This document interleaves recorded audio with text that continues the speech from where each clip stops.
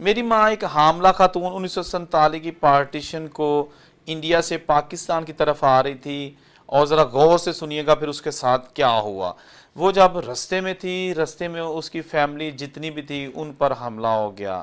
حملہ آوروں نے میرے باپ کو جان سے مار ڈالا، میرے جتنے بھی فیملی ممبرز کے مرد حضرات تھے سب کو مار دیا، اور کچھ خواتین کو وہ اٹھا کے لے گئے۔ میری ماں جو کہ اس وقت تقریباً 8-9 مہینے کی حاملہ تھی، اس کو انہوں نے کچھ نہیں کہا بلکہ اس کو مار کے وہ وہیں پھینک گئے، جان سے نہیں ویسے۔ یہ بیچاری اپنے جو لیبر پین تھی اس کی وجہ سے بھی درد میں مبتلا تھی، اور جو انہوں نے اس کو مارا اس کی وجہ سے بھی اس کو درد میں بہت زیادہ شدت آ گئی، اور یہ بیچاری وہاں پر کرا رہی تھی۔ اس کے پاس ایک 1.5 سال کا بیٹا بھی تھا۔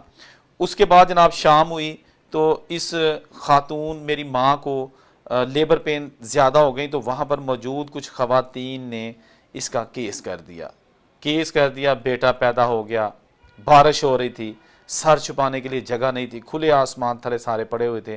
اس کے بعد پھر خواتین اس کو قریب میں ایک ریڑا تھا جس کے اوپر سامان لاد کے ہجرت کی جاتی تھی، وہ کھڑا تھا، اس کے نیچے اس کو رکھ دیا، اور نیچے پانی، اور اس خاتون کے پاس بچے کو پہنانے کے لیے کپڑے بھی نہیں تھے، اور اس نے اپنے جو قمیض تھی اس کو اٹھا کے اس کے اوپر رکھ دیا، پیٹ کے ساتھ بچے کو لگا لیا۔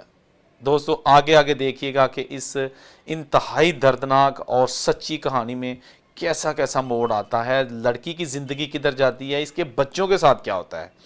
اس کے بعد جناب یہ اپنی ساس سے کہتی ہے کہ مجھے بھی ساتھ لے چلو۔ اس کی ساس نے کہا کہ نہیں، آپ پاکستان کی طرف جا رہے ہیں، آپ کو کیسے لے کے جائیں گے، آپ کا ہسبینڈ بھی اس دنیا میں نہیں، یعنی میرا بیٹا بھی اب اس دنیا میں جا چکا ہے، تو آپ جناب چھوڑ کے چلی گئی۔ یہ بیچاری روتی رہی، کراتی رہی۔ وہاں پر ایک سکھ فیملی کا گزر ہوا، انہوں نے جب دیکھا اس کو تو پوچھا کہ تم کون ہو؟ اس نے کہا کہ اس طرح میں فلاں گاؤں سے میرا تعلق ہے، اور رحمت بی بی میرا نام ہے، میں جناب پاکستان جا رہی تھی، حملہ ہو گیا، میرے سارے خاندان کو مار دیا، رات کو ہی میرا بچہ بھی پیدا ہوا ہے، میرا کوئی بھی نہیں ہے۔ اس سکھ فیملی نے جناب اس کو کہا کہ آپ ہمارے ساتھ چلو، اپنے گھر میں لے گئے۔ اس سکھ فیملی کے آلریڈی 3 بچے تھے، بیگم تھی لیکن بیگم بیمار رہتی تھی۔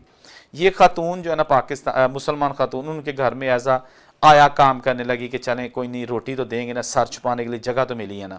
ایک دیکھیں وہ سکھ جنہوں نے حملہ کیا اور اس کے سارے خاندان کو برباد کر کے چلے گئے، اور یہ بھی سکھ جس نے اس کو جناب ایک چاہت سے پیار سے اپنے گھر میں رہنے کے لیے برابر جگہ دی، وہاں چلی گئی۔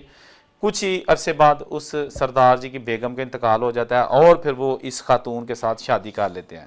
خاتون کے آلریڈی 2 بچے، ایک 1.5 سالہ تھا اور دوسرا جو بھی پیدا ہوا تھا، تو 2 بچے اس کے مسلمان ہسبینڈ سے تھے۔ ہسبینڈ تو اس دنیا سے چلا گیا، شہید کر دیا گیا جتھے نے۔ جب شادی ہو گئی تو 3 بچے مزید سکھ ہسبینڈ سے پیدا ہوئے، 2 بیٹے 1 بیٹی۔ اس وقت تک یہ رحمت بی بی سے پریتم کور بن چکی تھی، ایک سکھ مذہب میں جا چکی تھی یہ جو لڑکی تھی۔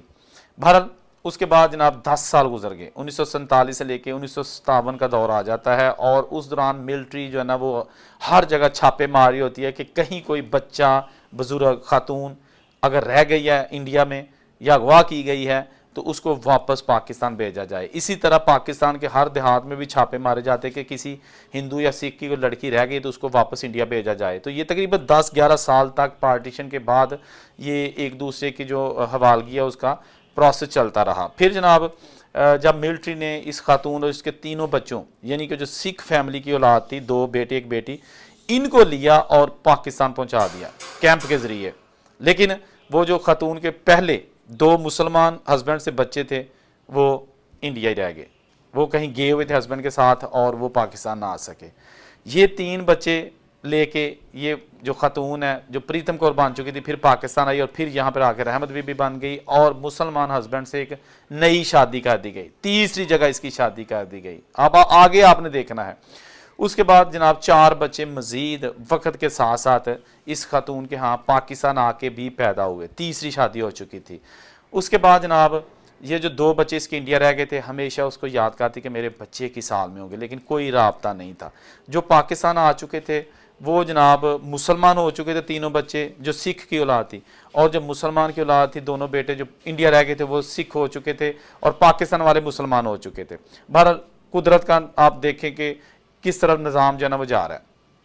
اس کے بعد پھر یہ ہوا کہ اس نے اس کی جو بیٹی تھی چھوٹی وہ جاتی تھی ننکانہ صاحب، اور وہاں جو یاتری آتے ہیں ان سے کہتی کہ ہمارا گاؤں جلندھر کے پاس ہے، آپ وہاں جائیں، وہاں اعلان کریں میرے 2 بھائی وہاں رہ گئے ہیں، کسی طریقے سے ان سے رابطہ ہو سکے۔ سکھ یاتری وعدہ کرتے جاتے اور کوشش بھی کرتے ہوں گے، لیکن کوئی اچھی خبر نہ مل سکی ان کی بھائیوں کے حوالے سے کہ وہ زندہ ہے یا کس حال میں ہے۔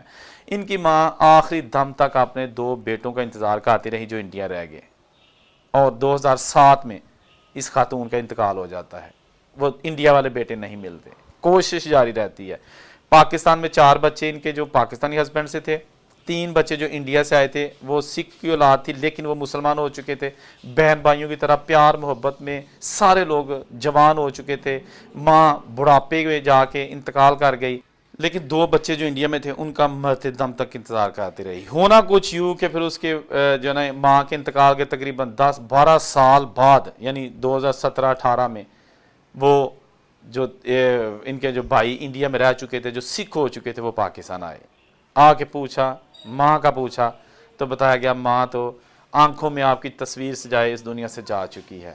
رونا شروع کر دیا کہ کاش ہم اپنی اس ماں کو دیکھ سکتے جس نے ہمیں اتنی مصیبتوں میں پالا، جنم دیا، اور آج ہم اس کو دیکھنے کے لیے آئے لیکن وہ اس دنیا سے جا چکی ہے۔